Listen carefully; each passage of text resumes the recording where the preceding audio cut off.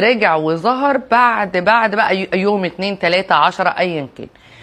المكالمه ما فيهاش عتاب تماما. رقم واحد تاخدي بالك منه، لا كنت فين ولا وحشتني ولا اي حاجه. انا برد عادي خالص كانه كان بيكلمني من 10 دقايق. اخبارك ايه؟ تمام. ما بفتحش في تفاصيل نهائي. لا تسالي في تفاصيل ولا تحكي له تفاصيل، ده انا نزلت، ده انا اكلت، ده انا شربت، ده انا نمت خالص. تمام. عامله ايه؟ تمام. في جديد؟ لا. والى اخره. رقم 3 واللي هركز عليها ان انا اللي هنهي المكالمه، لان اسباب علم النفس من ينهي المكالمه عامه او اي محادثه هو ليه السيطره الاكبر في المواقف بعد كده. فانا اللي هبتدي اقول له طب معلش هرجع اكلمك تاني عشان بابا بينادي او ايا كان، اخلق اي عذر وابقى ارجع اكلمه بعدها ب4 5 ساعات. الرجل يعشق معذبته. خدي بالك الحته دي.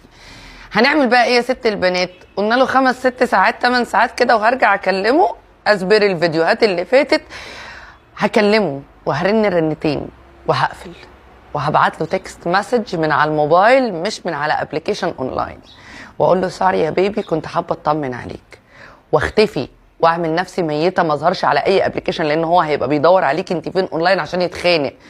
ما بردش على اي حاجه تاني. تمام. تاني يوم الصبح حلو بصحى ابعت له المسج الظريفه صباح الخير، ومسج فيها مدح ليا، النهارده اليوم حلو عشان انا فيه، وضحكه. حلو.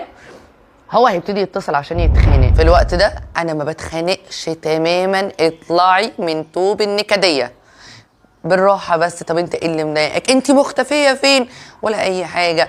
ده بنت عمه خاله امي لازم كانت عندنا امبارح وبابا طلب مني حاجات وكده. طب انت هتعمل ايه النهارده؟ مش هعمل زفت. ايا كان هيقول لك ايه. طب تمام انا نازل لاصحابي. ايا كان هيقول لك ايه هتوافقي. اوكي.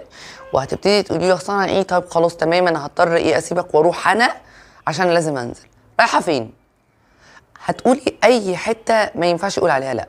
اي حته ما ينفعش يقول عليها لا. خارجه مع بابا، خارجه مع ماما، ابن عمه امي تعبان، ايا كان. خلاص.